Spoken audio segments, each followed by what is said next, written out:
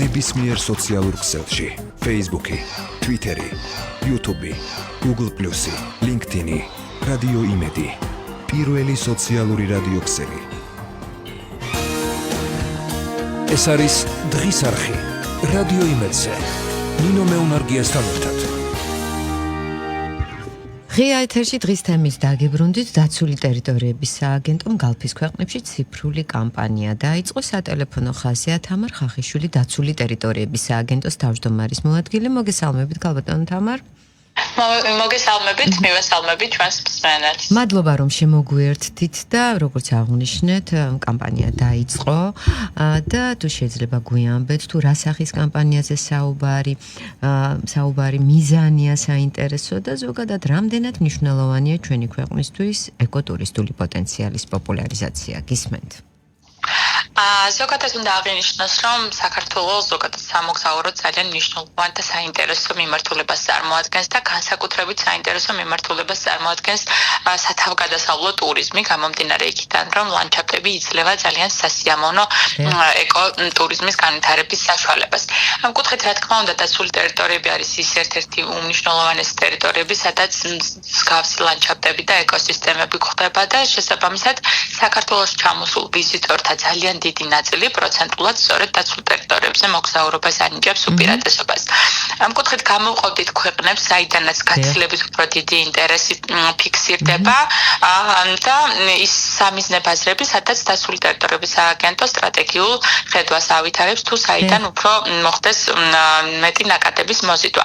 ერთ-ერთი საინტერესო მიმართულება ამ კუთხით გამოიყო გალფის ქვეყნები, გამომდინარე იქიდან, რომ ეს არის ქვეყნები, რომელიც საკმაოდ მაღალმხარჯველუნარიანობით გამოირჩევიან ვიზიტორები აღნიშნული ქვეყნებიდან. მეორე მხრივ კი საქართველოს მათი ინტერესის სფეროს განეკუთვნება და ფაქტიურად ყოველი მეორე თუ არ არის ნამყოფი, ოცნებობს მაინც საქართველოში ვიზიტზე. საუბარი გვაქვს ძირითადად ყატარის, გაერთიანებულ არაბთა საამიროების და საუდის არაბეთის მოქალაქეებზე. ძალიან საინტერესოა ის ფაქტი, რომ პირდაპირ ფრენები არსებობს ამ ქვეყნებიდან, სულ რაღაც 2-3 საათში არის შესაძლებელი თბილისში ჩამოფრენა და გარდა ამისა, ის ფაქტი, რომ ამ ქვეყნებში ზოგადად ძალიან ცხელა, საქართველოს კლიმატი მათთვის ეგზოტიკურია და მათთვის წვიმა, იგივე ნალექი, ნისლი იმდენად საინტერესო გამოცდილებას წარმოადგენს, რომ სწორედ ამ ფაქტის გამო ანიჭებენ ხოლმე საქართველოს მოგზაურობის კუთხით ძალიან დიდ უპირატესობას. ასევე საინტერესოა ის ფაქტი, რომ ხარჯველუნარიანობით თუ შევადრეთ ტიპიურ ევროპულ საშუალო დანახარჯიან ვიზიტორს, ამ კუთხით გაცილებით უფრო მეტ დანახარჯებს სწორედ ამ ქვეყნის მოქალაქეების წევენ საქართველოში 2 და 3 მეტჯერ და ამგვარად ესეც ერთგვარი სტიმულია ჩვენთვის იმისათვის, რათა ამ ქვეყნებზე როგორც სამიზნე ბაზრებზე ვიმუშაოთ, რათა ხელი შეუწყოთ რეგიონის ეკონომიკის განვითარებას. კი ბატონო, ქალბატონო თამარ, რაც შეეხება ეკოტურისტულ პოტენციალს, ანუ რამდენად მდიდარია ჩვენი ქვეყანა ამით და რამდენად მნიშვნელოვანია პოპულარიზაციისთვის ამ მიმართულების გააქტიურება. ქვეყნისთვის ეკოტურიზმის განვითარება შეიძლება ითქვას, რომ ერთ-ერთ ყველაზე მნიშვნელოვან სტრატეგიულ მიზანს წარმოადგენს, თუ გავითვალისწინებთ იმ ფაქტს, რომ საქართველოს დაცული ტერიტორიები ქვეყნის 13%-ს ფარავს და ყოველდღიურად მუშაობთ იმაზე, რომ კიდევ უფრო მეტი ტერიტორიები მოვიცვათ დაცული ტერიტორიების სტატუსის ქვეშ. ამგვარად სხვადასხვა მიმართულებებს ვყოფთ ხოლმე, როგორც სალაშქრო მიმართულებები, ამ კუთხით მნიშვნელოვანია ბორჯომხარაგაულის, ლაგოდეხის, ტირალას, მაჭახელას დაცული ტერიტორიები და სხვა და მეორე მიმართულება უფრო მოკლე ვიზიტის საშუალებას რასაც იძლევა, ეს არის მღვიმეები, ჩანჩქერები, კანიონები, სადაც სულ რამოდენიმე საათში არის შესაძლებელი, რომ მივიდეთ, დავათვალიეროთ და დავუბრუნდეთ უკან. ამ ორი მიმართულებით ხდება პოპულარიზაცია ცალსახად, როგორც ადგილობრივ ისე საერთაშორისო ბაზრებზე, როგორც თქვენ აღნიშნეთ, გალფის ქვეყნებისთვის ძალიან აქტიურად მუშაობთ ახლა სოციალური კამპანიის ფარგლებში, რომლის ფარგლებშიც როგორც Facebook, ასევე Instagram პლატფორმებზე 3 თვის განმავლობაში მოხდება ციფრული კამპანიის წარმოება მუშაობა, რაც ითვალისწინებს ფართო მასშტაბიან სარეკლამო რილსების და ვიდეოკლიპების გავრცელებას და უნდა აღინიშნოს, რომ სულ რაღაც 10 დღის შედეგი სტატისტიკას თუ მოვიშველიებთ, უპრეცედენტოდ მაღალი გამოხმაურება აქვს იმ კუთხით, რომ დაახლოებით 10 მილიონზე მეტმა ადამიანმა ნახა ეს ვიდეოები 10 დღეში და 4 მილიონ უნიკალურ მომხმარებელსაც კი გადააჭარბა მნახველთა რაოდენობა. ეს გვაძლევს პროგნოზის გაკეთების საშუალებას, რომ ამ ქვეყნებიდან ჩვენ დაველოდოთ უფრო გაზრდილ ნაკადებს საქართველოში, თუმცა არა მხოლოდ ამ ქვეყნებიდან, როგორც აღნიშნე, მუშაობთ როგორც ადგილობრივი საერთაშორისო ბაზრებზე, ჩინეთის მიმართულებით ძალიან აქტუალური, ასევე ინდოეთის მიმართულებით, საიდანაც რაოდენობრივად უფრო მეტ ვიზიტორს ველოდებით, რაც ერთი მხრივ გაზრდის ეკოტურისტული ადგილების პოპულარიზაციას და მეორე მხრივ ადგილობრივი ეკონომიკის განვითარებას შეუწყობს ხელს. კი ბატონო, და ზოგადად რა პერიოდზეა გათვლილი ეკოტური? ზოგადად დაცულ ტერიტორიებზე მოგზაურობის დროს ვახსენებთ ხოლმე, რომ არ არის შეზღუდული სეზონურობის თვალსაზრისით არ გამოირჩევა დაცული ტერიტორიები და გვხვდება დაცული ტერიტორიები, რომელიც ფაქტიურად წლის განმავლობაში ნებისმიერ სეზონზე არის მონახულება შესაძლებელი. მაგალითად, თბილისის ეროვნული პარკი, რომელიც 4-ვე სეზონზე იმდენად ლამაზია, საბადურის დღე, ზამთარშიც კი მაგალითად გვაქვს კადრები ნანახი, როდესაც ასობით და ათასობით ადამიანი ადის საბადურის დღეში, იმდენად ეგზოტიკურია და ლამაზი ლანდშაფტები დათოვლილი, როდესაც არის ხოლმე. ანალოგიურად ზაფხულში, როდესაც თბილისში ძალიან ცხელა, სულ რაღაც ნახევარსაათში შესაძლებელია, რომ გამწვანებულ სივრცეში მოვხვდეთ, სადაც გაცილებით დაბალი ტემპერატურა და აქაც ათასობით ვიზიტორს შევხვდებით ზაფხულის განმავლობაში. მსგავსი კრიტერიუმებით შეგვიძლია დავყოთ სხვა დაცული ტერიტორიებიც, ვაშლოვანი მაგალითად გაზაფხულზე შემოდგომით ძალიან სასიამოვნოა მოგზაურობა, სადაც საფარი ტურით შეგიძლიათ ისარგებლოთ. არის დაცული ტერიტორიები, სადაც ზაფხულში თუშეთი, ფშავ-ხევსურეთი, ეს არის ტერიტორიები, რომელიც წლის განმავლობაში მხოლოდ 4-5 თვით არის ხელმისაწვდომი ასვლა და შესაბამისად ამ პერიოდშია რეკომენდირებული ლაშქრობა. ამგვარად საათი და თითოეული დაცული ტერიტორიებისთვის ინდივიდუალურად ვუდგებით ხოლმე. დღეს მდგომარეობით 100 დაცული ტერიტორია გვაქვს და ინტერესის და საზოგადოების მისწრაფებების გათვალისწინებით თავისუფლად არის შესაძლებელი ნებისმიერი მარშრუტის დაგეგმვა. კი ბატონო, და თქვენი მთავარი გზავნილი გითხარით თუ შეიძლება? ზოგადად კამპანიის ფარგლებში გამოიყო კონკრეტულად გალფის ქვეყნებისათვის გამოიყო გზავნილი Explore Georgia where nature speaks to the soul.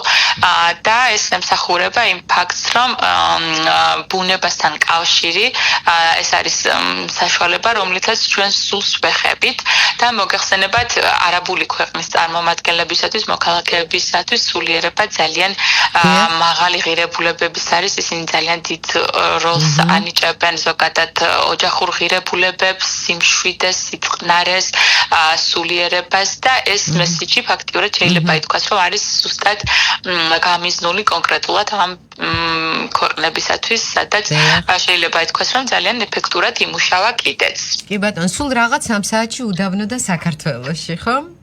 დიახ, სულ რაღაც 3 საათში შესაძლებელია, რომ საქართველოში ჩამოვიდნენ და რეალურად თან დროის სარტყელიშიც განსხვავება რეალურად არ არის და იგივე დროის მონაკვეთში ხვდებიან საქართველოშიც, დროითი განსხვავება არ გვაქვს, რაც კიდევ ერთი დამატებითი უპირატესობაა ამ კუთხით მათთვის. კი ბატონო, და თქვენ როგორც თქვით, ანუ ციფრული კამპანია მიმართულია გალფის რეგიონში, კერძოდ ბაჰრეინი, ქუვეითი, ომანი, ყატარი, საუდის არაბეთი და აპირებთ თუ არა მასშტაბის გაზრდას დროთა განმავლობაში?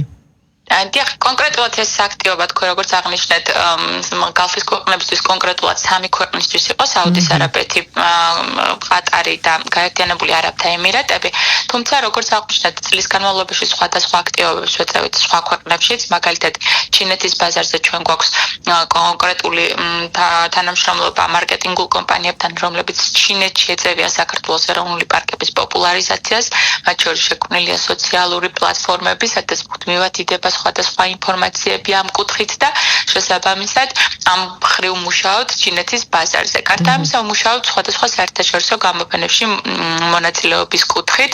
წელს მივიღეთ უკვე მონაწილეობა საუდის არაბეთში, ჰონკონგში, ასევე ნიუ-დელიში. თუმცა კიდევ გეგმავთ, ეხლა ზუსტად ხვალიდან იწყება გამოფენა ბრიტანეთში, რომელშიც იღებენ ჩვენი წარმომადგენლები მონაწილეობას, ასევე პოლონეთში, ყატარში წლის განმავლობაში იქნება აუცილებლად წარმოდგენილი საქართველოს ეროვნული პარკები და ამ კუთხით გავაგრძელებთ საქართველოს ცნობიერებას, ამაღლებას საერთაშორისო დონეზე. კიდევ ერთი ფაქტი, რაც ასევე უნდა აღნიშნოთ, არის ის, რომ 1 ივლისიდან 2 თვის განმავლობაში საქართველოში ჩამოსულ ვიზიტორებს ყველა აეროპორტში, თბილისის, ბათუმის და ქუთაისის აეროპორტში დახვდებათ საინფორმაციო ბანერები საქართველოს ეროვნული პარკების ფოტოებით და ვიდეოკლიპებით, რაც მისცემს საშუალებას, რომ ადგილზე ჩამოსულ ვიზიტორებმა მალევე მიიღონ ინფორმაცია და გაეცნონ საქართველოს ბიომრავალფეროვნებას. კი ბატონო, და ახალი ბაზრების მოზიდვისთვის აპირებთ თუ არა კიდევ უფრო საინფორმაციო კამპანიის გასდას და ზოგადად უკავშირი როგორია, საინტერესოა თავად აი ჩამოსულების რეაქცია და როგორ აფასებენ აი ამ ახალ ციფრულ კამპანიას. ზოგადად უნდა აღინიშნოს, რომ როგორც კი დაცული ტერიტორიების სააგენტო ან ზოგადად საქართველოს სხვადასხვა შესაბამისი უწყლესებები გარკვეულ აქტივობებს ახორციელებენ, მის პარალელურად ძალიან მალევე ხდება ხოლმე ძალიან დადებითი ტრენდის ჩვენება. შეიძლება ითქვას, რომ აი მაგალითად როგორც ასევე ძალიან მნიშვნელოვანია პირდაპირი ფრენების არსებობა. როგორც კი პირდაპირი ფრენები ინიშნება საქართველოსა და საავტომობილო ქვეყნებს შორის, პირდაპირ პროპორციულად იზრდება აღნიშნული ქვეყნებიდან ვიზიტორთა ნაკადები. ამის კარგი მაგალითი გვაქვს მაგალითად ინდოეთი, საიდანაც ძალიან გაიზარდა ნაკადები და შეიძლება ითქვას, რომ წელს მეორე ადგილზეა უკვე ვიზიტორთა რაოდენობის თვალსაზრისით ინდოეთიდან ჩამოსული ვიზიტორთა რაოდენობა. ამგვარად, ყოველთვის აღნიშნავთ ხოლმე, რომ როგორც კი გარკვეული ქმედება ხორციელდება კონკრეტულ სამიზნე ბაზარზე, ამას მოყვება დადებითი ეფექტი ვიზიტორთა რაოდენობის კუთხით, უკავშირის კუთხით. ის სტატისტიკური რიცხვები, რაც ვახსენე კონკრეტულად ამ კამპანიის შედეგებთან მიმართებაში, შეიძლება ითქვას, რომ ნამდვილად უპრეცედენტოა და მსგავს კამპანიებს არ მოყოლია, ასევე თუ გავითვალისწინებთ იმ ფაქტს, რომ ეს კამპანია სოციალურ პლატფორმებზე, ციფრულ არხებზე მიმდინარეობს და ძალიან დაბალ დანახარჯიანია, შეიძლება ითქვას, რომ საკმაოდ კარგი უკავშირი მივიღეთ ვიზიტორებისაგან, პოტენციური ვიზიტორებისაგან. შესაბამისად ვფიქრობ, რომ უახლოეს პერიოდში გავაგრძელებთ აღნიშნულ კამპანიას, ჩვენ ასევე ვგეგმავთ საუდის არაბეთიდან და გაერთიანებულ არაბთა საემიროებიდან ინფლუენსერების და მედიის წარმომადგენლების ვიზიტს საქართველოში, რომლის ფარგლებშიც ისინი გაეცნობიან საქართველოს დაცულ ტერიტორიებს, ეროვნულ პარკებს, მოახდენენ გარკვეული ფოტო და ვიდეო მასალის მომზადებას, რაც შემდეგ გავრცელდება საერთაშორისო არხებზე და მათ ქვეყანაში, რაც მოგცემს საშუალებას, რომ კიდევ უფრო მეტ აუდიტორიას გავაცნოთ საქართველოს ბიომრავალფეროვნება. კი ბატონო, და კამპანია უწყვეტად გაგრძელდება თუ არა, თუ რაღაც გარკვეულ პერიოდში შემდეგ განახლებული სახით ისევ რა თქმა უნდა გავა, ასე ვთქვათ, ქვეყნებს გარეთ და მოიზიდავს ვიზიტორებს.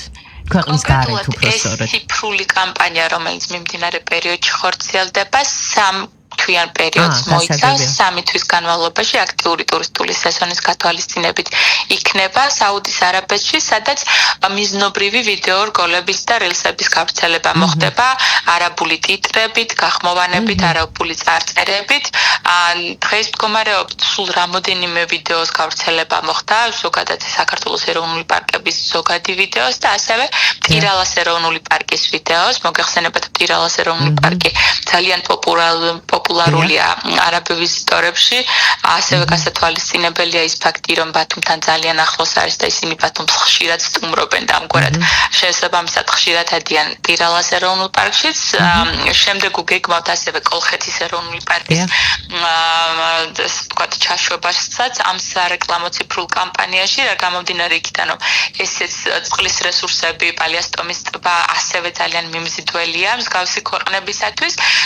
ამგვარად ჩვენ მუშაობთ ძალიან მიზნობრივად სამიზნე აუდიტორიაზე, ასევე ხდება შეზღუდვა იმ სეგმენტისა, თუ ვის მიეცეს წვდომა აღნიშნულ მასალაზე განსაკუთრებით და ამ კუთხით თარგეტირებული ყავს 22-დან 44 წლამდე მამაკაცები აღნიშნულ ქვეყნებში, რაც უპრეცედენტოდ მაღალი დაფარულობა მივიღეთ იმ თვალსაზრისით, რომ როგორც უკვე აღვნიშნე, 10 მილიონს მიაღწია ნახვების რაოდენობა და მოწონების და სხვადასხვა ჩართულობის კუთხით 4 მილიონს გადავაჭარბეთ უკვე დღის მდგომარეობით, რაც ნამდვილად არ არის ცოტა 10 დღიან ინტერვალს თუ გავითვალისწინებთ. კი ბატონო, ძალიან დიდი მადლობა გისურვებთ წარმატებებს და იმედი მაქვს, რომ სიახლეებით უკვე პირდაპირ ეთერში სტუდიაში გვეწვევით. მადლობა. ძალიან დიდი მადლობა, კარგად სანდევადეთ. ჩვენი სტუმარი იყო თამარ ხახიშვილი, დაცული ტერიტორიების სააგენტოს თავმჯდომარის მოადგილე და ჩვენ ვისაუბრეთ დაცული ტერიტორიების სააგენტოს მიერ გალფის ქვეყნებში წარმოებულ ახალ ციფრულ კამპანიაზე. თქვენ უსმენთ რადიო იმედის დღის არხს ნინო მეუნარგიასთან ერთად. მე გისურვებთ სასიამოვნო დღეს. დაგტოვებთ და დაგიბრუნდებით რა თქმა უნდა უკვე შაბათს. მიშა მიმინაშვილთან ერთად დავაანონსე კიდეც. აბა დროებით ნახვამდის.